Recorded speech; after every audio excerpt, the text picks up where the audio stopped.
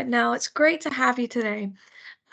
Today we're going to be discussing Hartnell Ndungi's participation at East Africa Com as a speaker. Firstly, I wanted to start with a really broad question. Can you tell us a bit about yourself, your background, and how you came to be in the role you are today?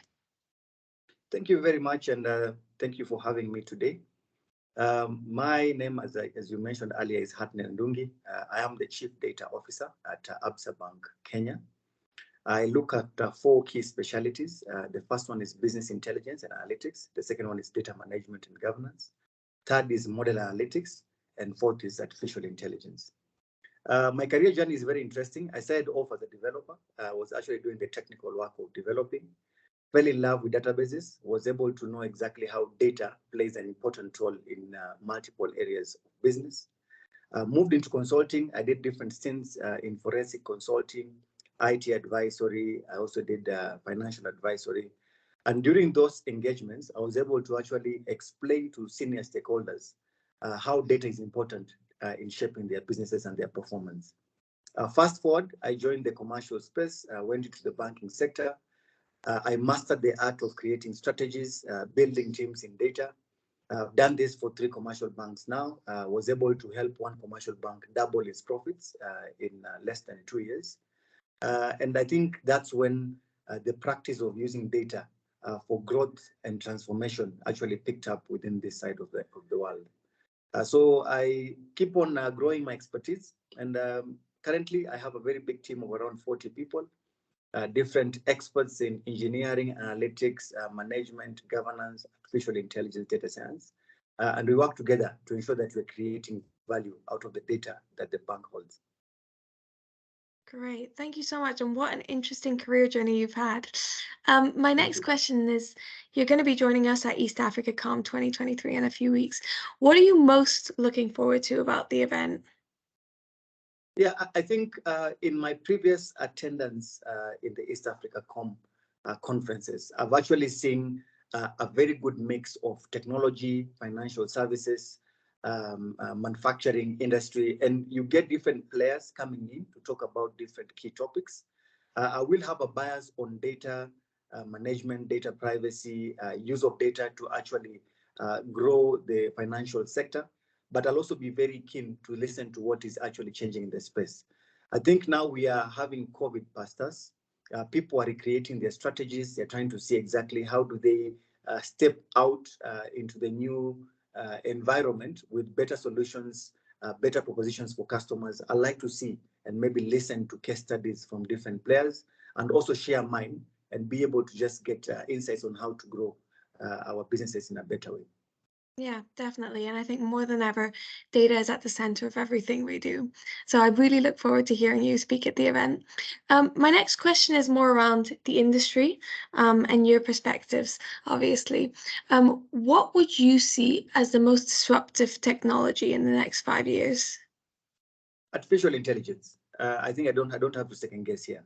I was in a specific forum where we were talking about digital disruption. And what we came to narrow to, in addition to data becoming the new thing that people are speaking about and building capacity upon, I think artificial intelligence has grown to new leaps. We speak about large language models. People now know that ChatGPT-4 is out. It is also showing some characteristics of having general AI or general knowledge, which is something that has not been met. The next level of AI and ChatGPT is actually getting to close to human intelligence, which people have just been dreaming about. In the business world, I believe artificial intelligence is going to be a key skill required by not only the specialists in data, but also business people. Think of it as Excel. When Excel was launched years back, people thought that it's just going to be a finance tool. Now everyone knows how to work a spreadsheet.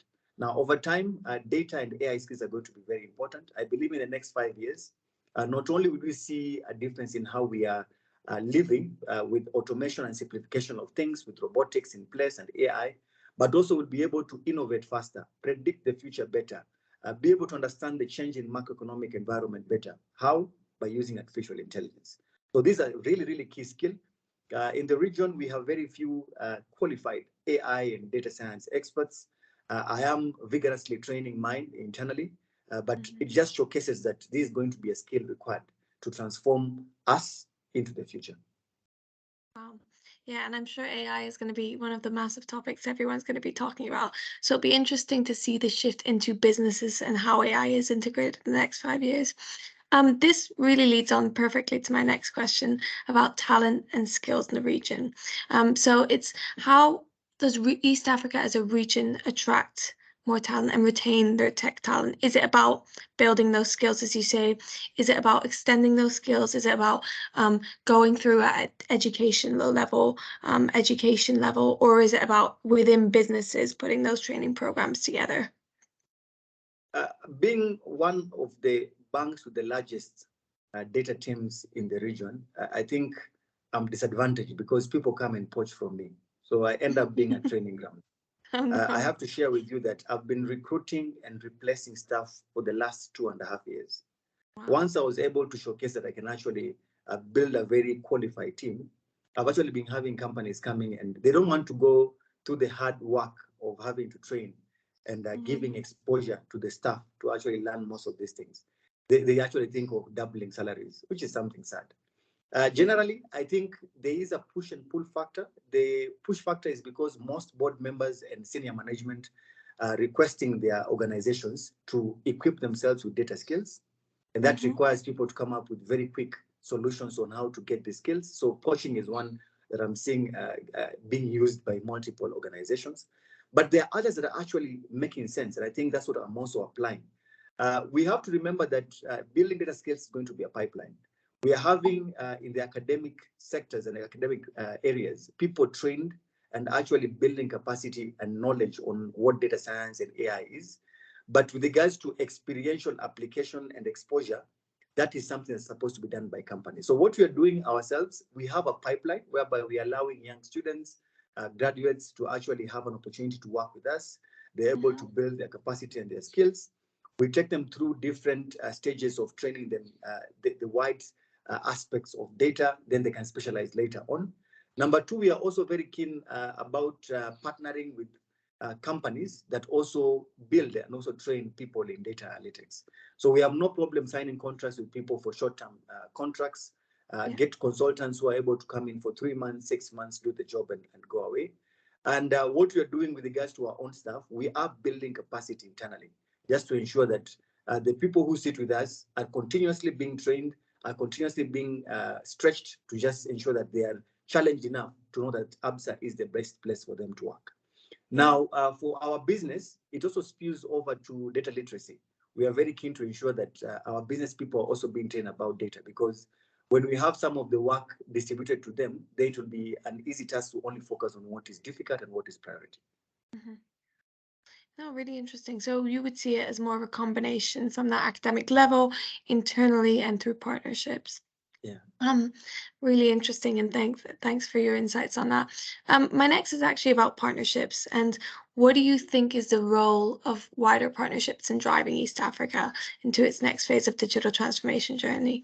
Now, I know that partnerships is quite a broad remit, so I'll let you decide what area you want to focus on. I'll speak on 3 areas. First area is the dynamics of different ecosystems. Long time ago, people knew that if you have to play in the financial services sector, you have to either be in banking or insurance. Fintechs changed the play. They actually were able to create different niche ecosystems for SMEs, the unbanked. And what you see fintechs doing, they actually offer a niche service that is only an aspect of banking as a service. So it may be credit or savings, or community growth or table banking. And what has happened is that other than just having the huge population being banked, you're seeing multiple fintechs creating new ecosystems. And what happens in this, which is my second point, is that we are actually noticing that as banks, we don't have all the data required to perform high level analytics. Data is sitting with us for the customers who are banking with us. But to understand how the economy is shifting, you have to have data from those smaller niche financial ecosystems. So partnerships plays this clear role here. And how it works for us is we have a clear data partnership framework. We are reaching out to new fintechs, ecosystems, and seeing exactly how can we have reciprocity with regards to sharing data. Obviously, following GDPR rules, as well as following data protection rules specific to countries. But there is a need to understand that whatever data that you hold right now is just a fragment of what is being created in different mobile apps, fintechs, ecosystems. So it creates value to actually think about how do we serve our customers and understand them better. It doesn't mean that we just have to have one leg of financial data. We have to understand exactly their behavior, their interactions, their supply chain, their preferences. And that's why you see most of the different technology companies in Asia and also the West and East. They actually focus on creating different applications across different touch points where the customers can be able to give them data points.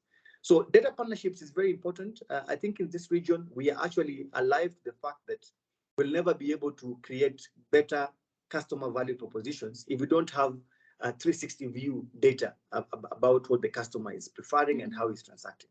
So creating these partnerships just augments data, but also creates new use cases and new products and propositions that are going to be useful to ensure that we are serving any customer, whether banked or unbanked, in the right manner. Yeah, no, I completely agree. And I look forward to hearing more about those use cases and case studies that you can share with us. Lastly, I know we're out of time now, but I just wanted to kind of open it up as a broad question to finish us off and just ask you personally how you see East Africa evolving in the next few years and where you see the biggest opportunities. And then the second part to that question is what needs to change for the region to reach its full potential? So I will speak on two topics, and this is what I feel is going to drive East Africa to the next frontier of transformation. The first one is data. 5 years back, we only had one chief data officer, and that was me. Wow. Now we only have two. So you can imagine if you're growing chief data officers at the rate of 5 years, then we're not going to go far. Compared to South Africa, 5 years ago, they had a handful, a dozen, less than 20. Now they have close to 200 chief data officers. And it just brings the point home because we really have to understand that data is that fuel we have been using in the cliche that data is the new oil to transform our businesses. We have to be able to invest as well as expose and get training on data capabilities to ensure that we are able to transform our businesses. That is number one. Second one is digital. I think we are alive to the fact that the brick and mortar does not have a space anymore for the next 5 years and onwards. We have to be alive to taking financial services and solutions to the customer's home. The customer doesn't have now to walk to the financial service provider or an insurance provider. They can do it on their mobile phone. Interactions, propositions, customer journeys are changing. The only way we are ensuring that we are keeping ourselves up to date with serving our customers is innovating with regards to digital. Now, if we don't innovate, what will happen is that another company out of East Africa will develop a mobile app. And guess what? Even if it's hosted in China or Asia or India, it is actually going to be used because there are no geographical boundaries when it comes to digital. So those are the two aspects I believe that we should focus on. I know some companies are doing the right thing. I know VC money is coming to East Africa, mostly Kenya and other East African countries. I believe we should just ensure that we are investing the money properly, innovating, failing fast, then we will actually be able to use data and digital to shape our future.